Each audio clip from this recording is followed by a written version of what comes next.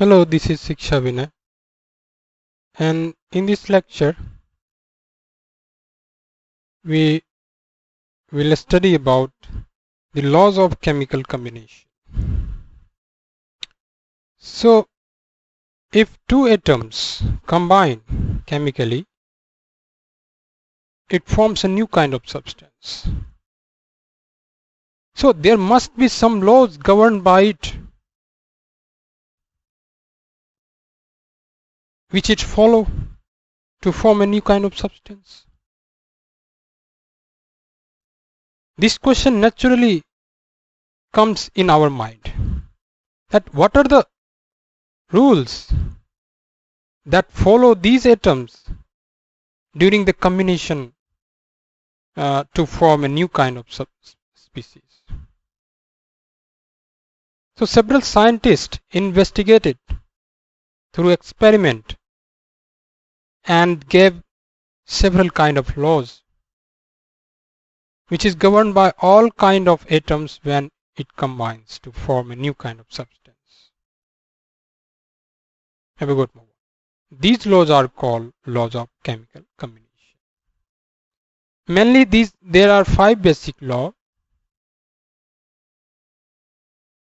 One is conservation of mass, another is law of multiple proportion, another is law of Avogadro hypothesis or Avogadro law, or law of definite proportion, law of Gay-Lussac law of gaseous volume, and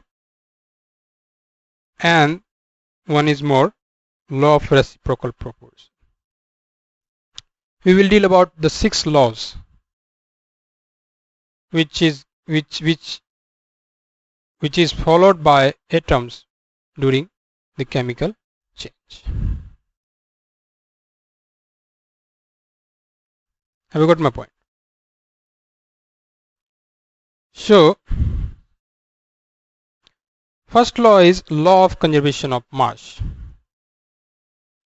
It is given by Antonio Laurent Lavoisier in 1789 AD, which states that the matter can neither be created nor be destroyed in chemical reaction. With the total mass of all these species before the reaction must be equal to the total mass of all these species after the reaction. That's why we can say that mass is conserved during the reaction. In other words, we can say in this reaction or during the reaction, matter, we cannot create matter because her mass is same. And we can also say we cannot destroy matter because her mass is same. Have you got my point? That's why you can say here matter is conserved or mass is conserved. Have you got my point? So this is given by the Antonio Lavoisier, which confirmed this law by several experiments performed by himself. Now, what is the meaning of this law? That when hydrogen gas is reacted with oxygen gas, then it gives rise to water. If you balance it, we can see there 2H2O2 plus 2H2. Why we balancing it? Because due to the law of conservation of mass. Because we have to, if we take 4 gram of hydrogen gas in the container and 32 gram of oxygen gas in the container, we must have got 36 gram of water after the reaction in the container. Have you got my point?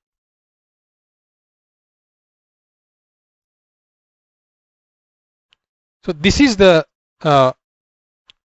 experimental evidence of the first law. But sometimes all the reactants are not consumed completely. In the case we say those reactant which have a smaller amount are called limiting reagent. In the case the reactant which have high amount is remained after the reaction.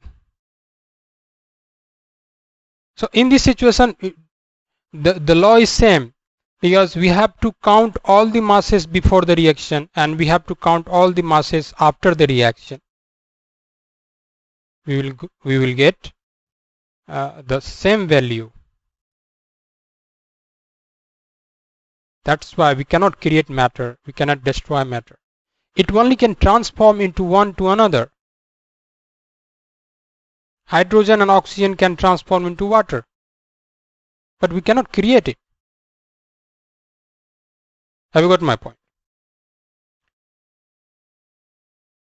But I'm saying here this law is actually false. Why?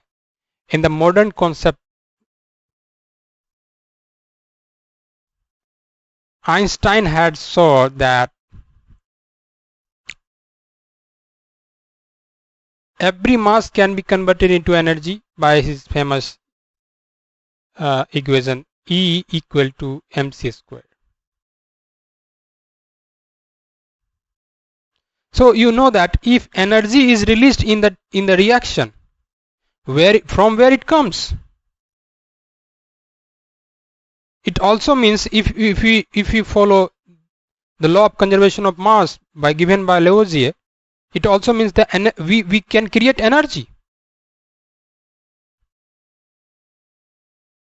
But the basic principle of science is that we cannot create energy. We cannot destroy energy, but we can transform one form to another. So from where the energy comes? This question is answered by Einstein, that there must be some loss of mass during the reaction if energy is released. That amount of mass is converted to energy by using E equal to mc squared. Have you got my point?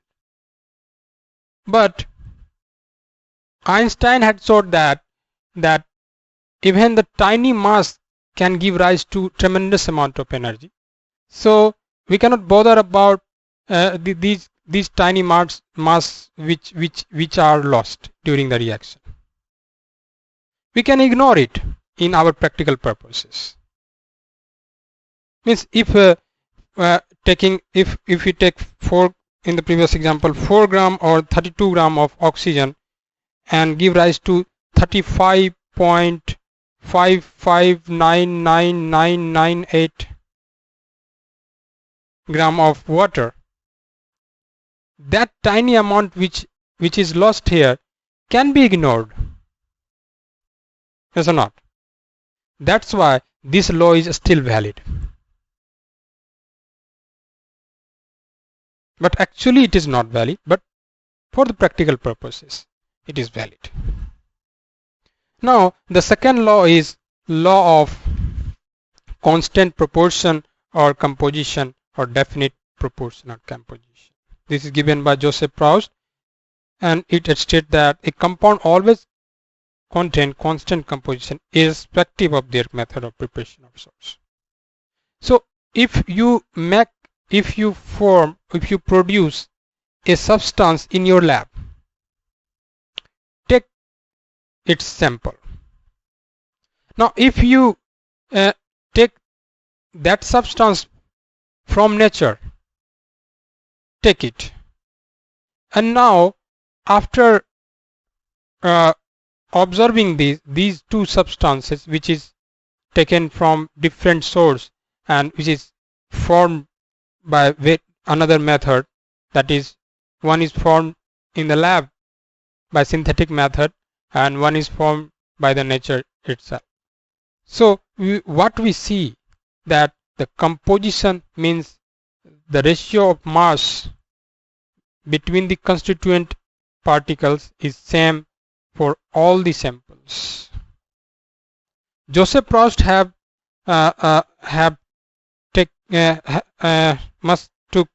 the cupric carbonate as a sample, and in nature cupric carbonate, he calculated the percentage composition of the constituent particles in the cupric carbonate as like percentage copper 51.35% and oxygen 9.74 and carbon 38.9 in nature.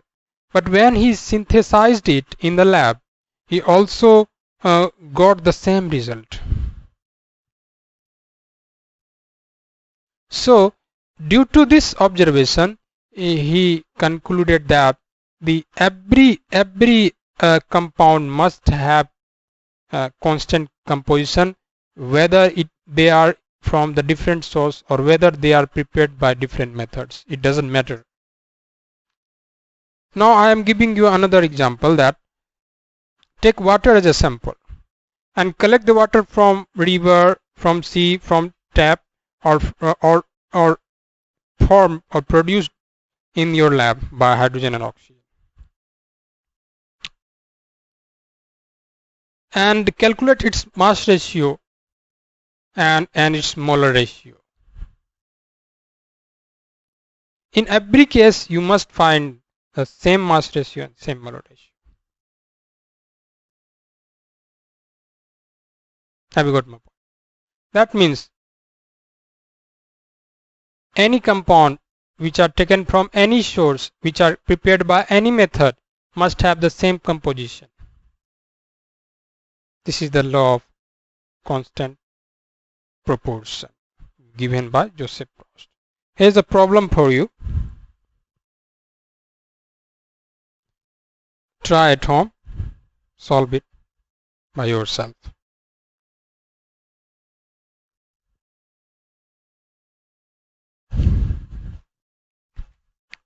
Now other law is law of multiple proportion.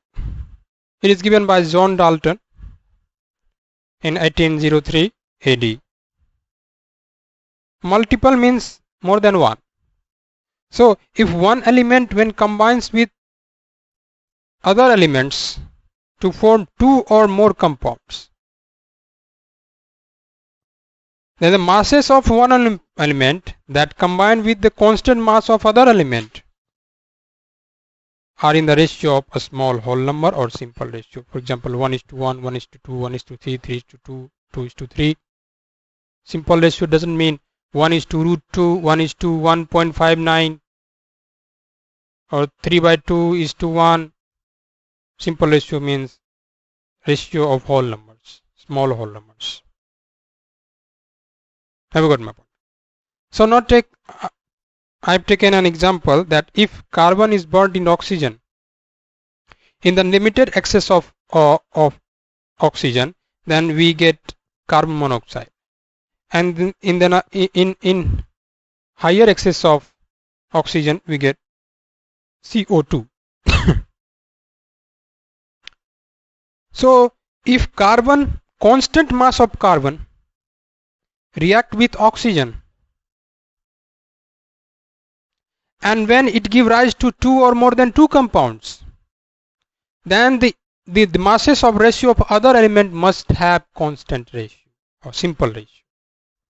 Means take this mass of one element is constant, means 12 gram, 12 gram. Now observe the masses of other element, means oxygen. Oxygen has 60 gram in forming CO and 32 gram in forming CO2. Now taking the ratio 16 is to 32, 1:2, which is simple ratio. Have you got my point? Now you will study that this simple ratio is nothing but is valency and oxidation state of the element. You will study in the later chapter. So now I am giving you another example, that let's say hydrogen and oxygen when combined in different situations, they give rise to two compounds. One is H2O, another is H2O2. This is hydrogen peroxide and this is water. So in making water, let's say 2 gram, and in making hydrogen peroxide take also 2 gram, because we have to take the mass of one element constant and then we have to take ratio of another element according to this law. So we have already know that the mass of oxygen must be what? 16 gram, making 1 water molecule, and the mass of oxygen is here 32 gram, making 1 water molecule of hydrogen peroxide. Now the ratio becomes 16:32 becomes 1:2. This is simple ratio. Have you got my point? Now the another law, which is known as law of reciprocal proportion or law of equivalent weight. We will study about what is equivalent weight in our lectures how to come. It is given by Richter, and what it says that the ratio of weights of two elements A and B, which combine separately with a fixed weight of the third element C. Means here there is 3 elements A, B, C. A is reacted with C and B is separately reacted with C. Now if A and B is reacted, then its ratio can be found by the reaction of BC and AC. This is the simple language of this statement. So now I am giving you examples. See here, we take carbon, hydrogen, oxygen, the three elements. So if carbon react with oxygen, we get carbon dioxide in the ratio of 3:8. Now hydrogen, another element, combined with the same element oxygen, give rise to water in the ratio 1:8. Now what are the ratio when carbon and hydrogen react? So according to this law, it says that the composition of its constituent particles must be what? 3:1, because here at it constant 3:1.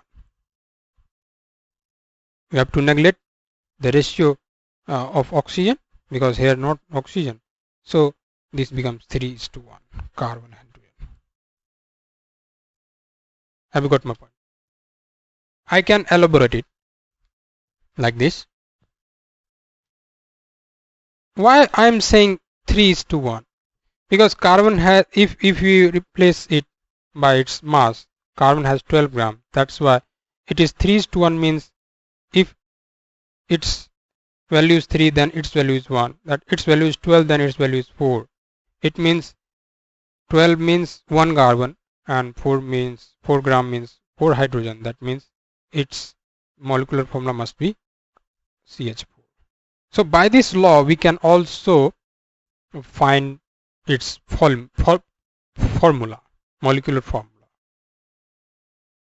This is the merit of this law. We can show it by the diagram also, that the hydrogen combined with the same element oxygen in the ratio this, and the carbon combined with the same element oxygen with the ratio this.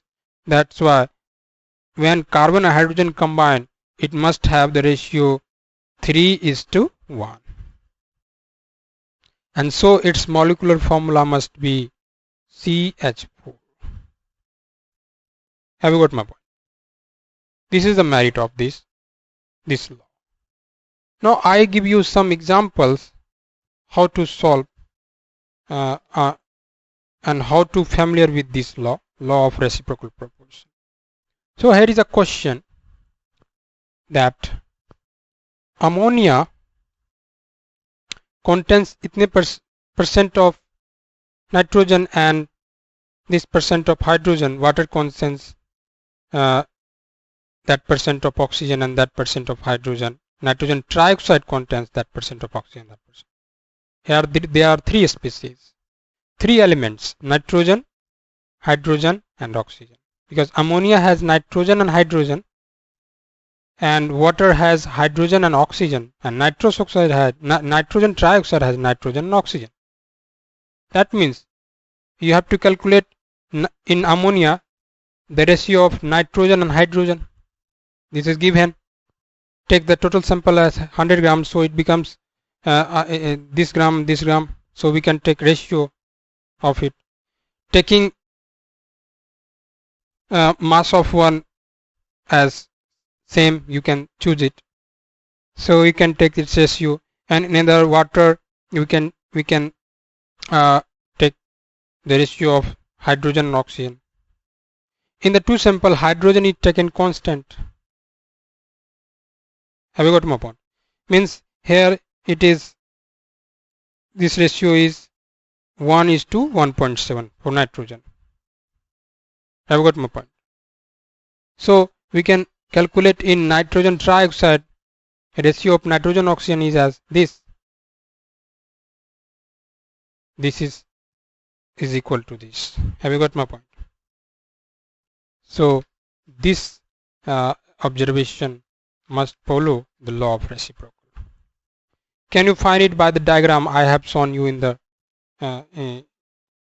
here in this example? You can try it for this example. So this way is easier than this calculation.